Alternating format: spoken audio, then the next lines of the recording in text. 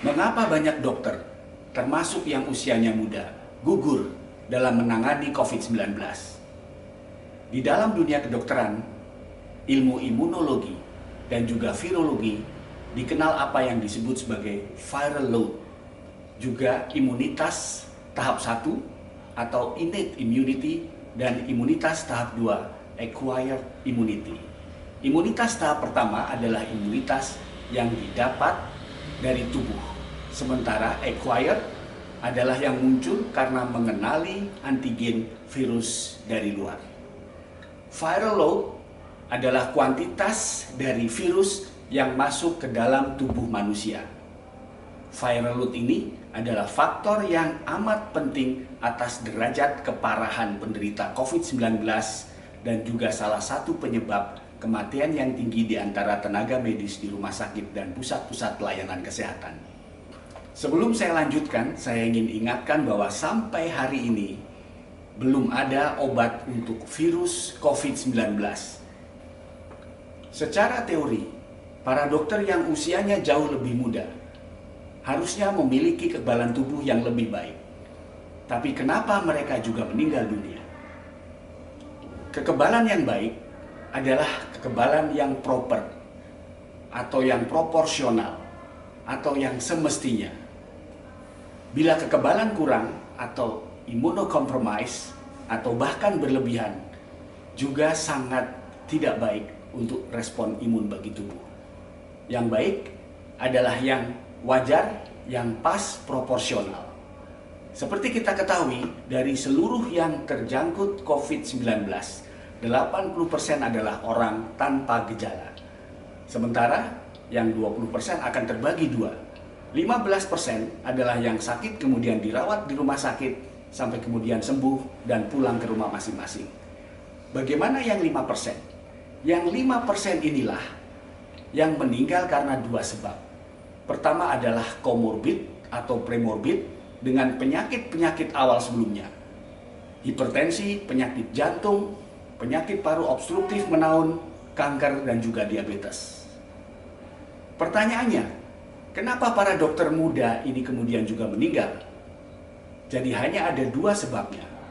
Karena viral load atau kuantitas virus yang masuk ke dalam tubuhnya, terutama ke dalam saluran bawah dan paru-parunya, sangat berlebihan, ditambah kombinasi adanya imunitas yang kemudian melawan virus ini secara berlebihan. COVID-19 adalah virus RNA. Dia harus masuk ke dalam DNA sel alveoli atau kepada sel-sel tubuh yang lainnya untuk dapat memperbanyak diri. Setelah melalui suatu reseptor yang disebut ACE2 atau Angiotensin Converting Enzyme 2. Jadi setelah masuk ke dalam tubuh, virus ini akan mengambil peran dalam sel-sel tubuh untuk kemudian memperbanyak diri. Semakin banyak viral load atau kuantitas virus yang masuk, semakin tinggi pula risiko kepada manusia yang menjadi entry point atau menjadi inang dari virus tersebut. Inilah yang menjelaskan kenapa akhirnya kemudian banyak tenaga medis, terutama dokter, yang akhirnya gugur karena COVID-19. Pada saat virus pertama masuk ke dalam tubuh, maka tubuh akan mengeluarkan suatu respon imun yang disebut sebagai innate immune response atau imunitas fase pertama. Begitu virus masuk, tubuh akan mengeluarkan protein semacam cytokine atau juga interferon. Sederhananya, semakin banyak virus yang masuk agar tubuh kita ini selamat, diperlukan juga jumlah yang memadai atas interferon dan cytokine. Bila viral load atau kuantitas virus yang masuk ke dalam tubuh kita sangat-sangat banyak, maka tubuh kita pada akhirnya akan kewalahan. Yang lebih buruk lagi, kalau sistem imun kita berantakan. Nah, inilah yang kemudian disebut sebagai badai sitokin. Jadi, tubuh kita merespon di fase 2 ini dengan secara berlebihan. Sehingga kemudian pada paru-paru terjadi suatu kompleks yang akhirnya menyebabkan fibrosis atau pemadatan. Juga menyebabkan permeabilitas atau kerapatan dari dinding pembuluh darah di alveoli semakin merenggang.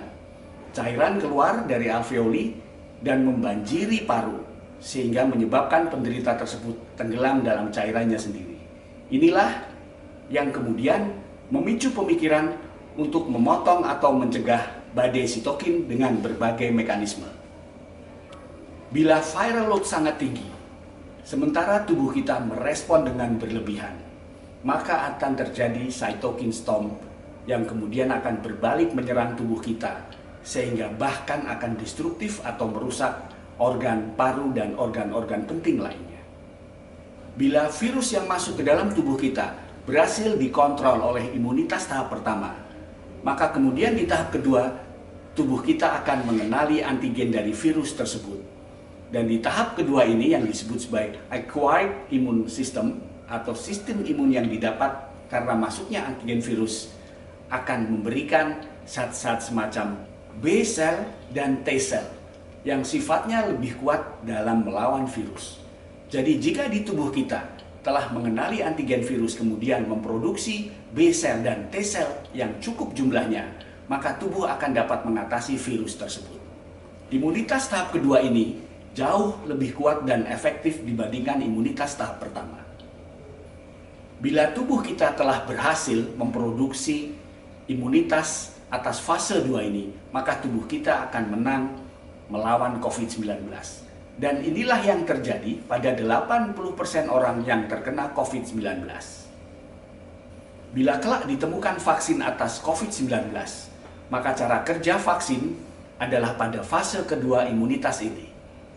Apabila tubuh telah mempunyai memori untuk memproduksi imunitas fase kedua dengan memproduksi B cell dan T cell yang jumlahnya memadai, maka bila di kemudian hari ada masuk virus yang kedua kalinya, tubuh akan dengan mudah mengeliminasi COVID-19. Kesimpulan dari penjelasan di depan adalah bahwa yang terpenting dari faktor yang menyebabkan meninggalnya para dokter, termasuk juga dokter di usia muda selain premorbid atau komorbid, adalah viral load atau kuantitas virus yang sangat berlebihan yang masuk ke dalam tubuh, ditambah dengan kombinasi sistem imun di tahap pertama dan tahap kedua yang tidak memadai. Jadi pesannya, cegah penularan COVID-19 dengan memakai masker.